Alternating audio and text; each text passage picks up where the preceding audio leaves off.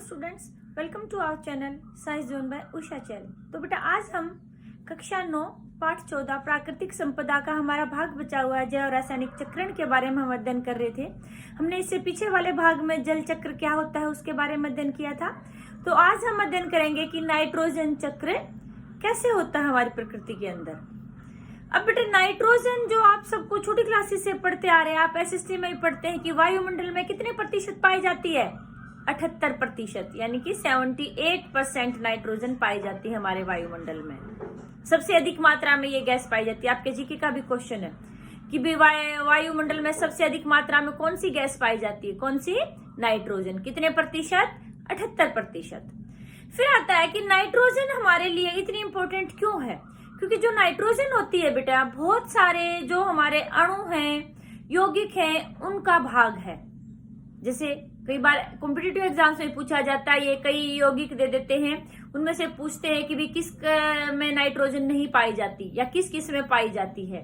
तो उसके हमारे एग्जाम्पल हो सकते हैं vitamins, proteins, RNA, DNA, alkaloids, urea आदि। ठीक है बेटे। अच्छा, फिर बात आती है, अभी हमने दो नाम लिए थे एक बीच में, ये आरएनए और डीएनए। आरएनए की फुल फॉर्म क्या होती है, राइबो न्यूक्लिक अम्ल, और डीएनए की फुल फॉर्म क्या होती है, डीऑक्सी राइबो न्यूक्लिक अम्ल। क्या होती है डीएनए की full form, deoxy ribo nucleic अम्ल, और आरएनए की होती है राइबो न्यूक्लिक अम्ल। ठीक है बेटे। नेक्स्ट आता है आपका कि भाई नाइट्रोजन चक्र होता क्या है, कि हमें पता है कि हमारे जो पर्यावरण है उसमें दो प्रकार के घटक है, जैविक घटक और अजैविक घटक। उन जैविक घटकों और अजैविक घटकों के बीच में नाइट्रोजन का जो चक्र चलता रहता है वो क्या कहलाता है, नाइट्रोजन चक्र। मतलब कभी ये मृदा, जल, फिर सजीव, पेड़ पौधे, जीव जंतु, सब में ऐसे चक्र चलता रहता है, वापिस फिर वायुमंडल में चली जाती है। तो कैसे होता है ये, चलिए आइए देखते हैं हम इसको कि भाई हमारा जो ये नाइट्रोजन का चक्र है कैसे चलता है। सबसे पहले हम बात शुरू करते हैं कि भाई वायुमंडल में नाइट्रोजन, कि वायुमंडल के अंदर जो नाइट्रोजन है बेटे, हाँ एक बात और ध्यान देने लायक आपके यहाँ कि जो वायुमंडल में 78% नाइट्रोजन पाई जाती है, लेकिन पौधे इस वायुमंडलीय नाइट्रोजन को ग्रहण नहीं कर सकते हैं। पौधों के लिए यह बेकार है, ये फिर दूसरे सरल रूपों में बदली जाती है, नाइट्रेट्स या नाइट्राइट्स में। ठीक है, उसको पौधे ग्रहण करते हैं।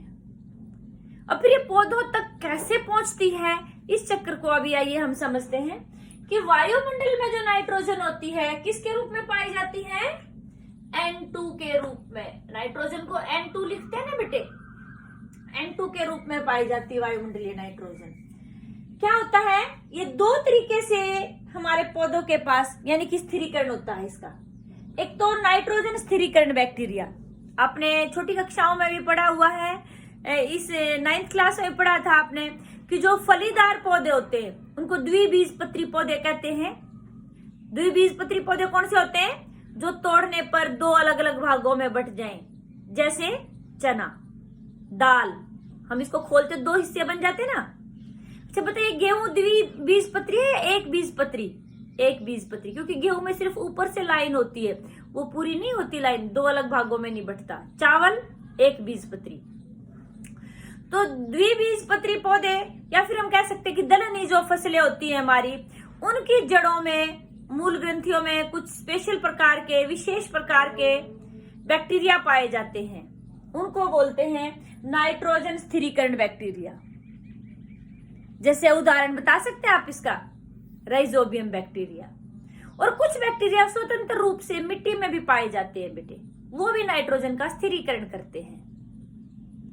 ठीक है, और वो नाइट्रोजन को क्या कर देते हैं, हरे पौधों के लिए उपलब्ध करवा देते हैं।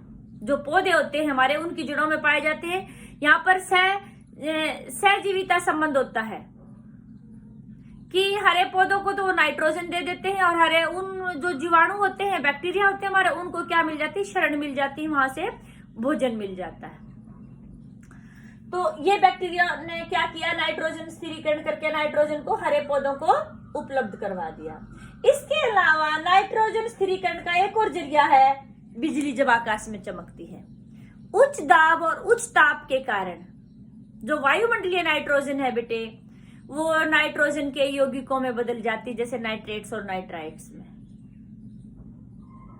तो यह यानी कि दो प्रकार से होता है, एक तो नाइट्रोजन स्थिरीकरण बैक्टीरिया के द्वारा और एक वायुमंडल में बिजली चमकने से। उसके अलावा एक और तरीका है नाइट्रोजन स्थिरीकरण का, औद्योगिक स्थिरीकरण। औद्योगिक स्थिरीकरण कैसे, कि उद्योगों में जो हमारे उर्वरक बनाए जाते हैं जैसे यूरिया वगैरह, वो भी नाइट्रोजन का स्थिरीकरण करते हैं। तो यानी कि नाइट्रोजन स्थिरीकरण बैक्टीरिया के द्वारा वो हरे पौधों को दे दिया। दूसरा, बिजली चमकने से उच्च दाब और उच्च ताप से क्या हमारा हो गया, नाइट्रिफिकेशन, यानी कि वायुमंडलीय और औद्योगिक स्थिरीकरण। ठीक है, ये इन्होंने किस में बदला, वायुमंडलीय नाइट्रोजन को नाइट्रेट्स में। नाइट्रेट्स फिर किस, वो जो नाइट्रेट्स थी उसको किसने ग्रहण कर लिया, हरे पौधों ने। इसने भी, बैक्टीरिया वगैरह ने भी किस में बदला था, नाइट्रेट्स में।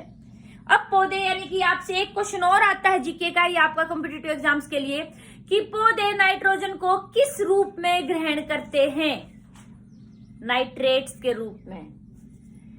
किसके रूप में, नाइट्रेट्स के रूप में। ठीक है बेटे, अब जो नाइट्रेट्स बनते हैं वो सारे के सारे हरे पौधे ग्रहण नहीं करते हैं। कुछ भाग तो पौधे ग्रहण कर लेते हैं और कुछ भाग क्या होता है, कुछ विशेष प्रकार के जीवाणु होते हैं, बैक्टीरिया होते हैं, उनको बोलते हैं डीनाइट्रीफाइंग बैक्टीरिया, और उस प्रोसेस को बोलेंगे डीनाइट्रिफिकेशन। तो डीनाइट्रिफिकेशन क्या होगी, नाइट्रेट्स का दोबारा से वायुमंडलीय नाइट्रोजन में बदल जाने की प्रक्रिया क्या कहलाती है, डीनाइट्रिफिकेशन। और ये कौन करवाता है, डीनाइट्रिफिकेशन बैक्टीरिया। तो यानी कि नाइट्रेट्स का कुछ भाग तो हरे पौधों ने ग्रहण कर लिया और कुछ भाग दोबारा से डीनाइट्रीफाइंग बैक्टीरिया के द्वारा, यानी कि डीनाइट्रिफिकेशन की प्रोसेस के द्वारा दोबारा से वायुमंडल में चला गया। तो इनकी एक चक्कर तो हमारा ऐसे बन गया। ये अभी हमने कहा था कि जो नाइट्रेट्स थे वो एक तो नाइट्रोजन फिक्सिंग बैक्टीरिया के द्वारा, नाइट्रोजन स्थिरीकरण बैक्टीरिया के द्वारा, और एक हमारा ये कहा था कि वायुमंडलीय और औद्योगिक स्थिरीकरण के द्वारा नाइट्रेट्स में बदल गए थे। नाइट्रेट्स को हरे पौधों ने ग्रहण कर लिया। अब हरे पौधों को कौन खाता है, जीव जंतु खा लेते हैं।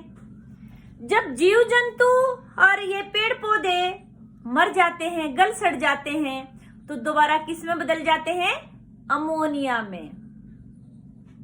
किस में बदल जाते हैं, अमोनिया में। इस प्रोसेस को बोलते हैं अमोनीकरण, यानी कि जीव जंतुओं और पेड़ पौधों का अमोनिया में बदलना क्या कहलाता है, अमोनीकरण।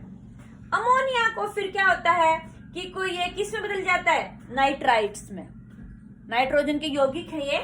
आपसे ये भी पूछा जाता है कि कई बार कॉम्पिटिटिव एग्जाम्स में कि नाइट्रोजन के यौगिकों के नाम बताइए, तो आप उसे बता सकते हैं नाइट्रेट्स, नाइट्राइट्स, अमोनिया, ये सब नाइट्रोजन के रूप हैं। तो फिर नाइट्राइट्स में बदल गए, नाइट्राइट्स किस में बदल गए, नाइट्रेट्स में। नाइट्रेट्स से आगे फिर वही चक्कर चला। समझ में आया बेटा आपको, वेरी सिंपल प्रोसेस है ये, कि भी वायुमंडल में नाइट्रोजन थी, वो दो प्रकार से उसका स्थिरीकरण हुआ। एक तो वायुमंडलीय और औद्योगिक स्थिरीकरण से, यानी कि बिजली चमकने से, और उद्योगों में भी जो उर्वरक बनाए जाते हैं उसके द्वारा नाइट्रोजन का स्थिरीकरण किया जाता है। इस प्रोसेस को बोलते हैं नाइट्रिफिकेशन। और किस में बदलते हैं फिर ये, नाइट्रेट्स में।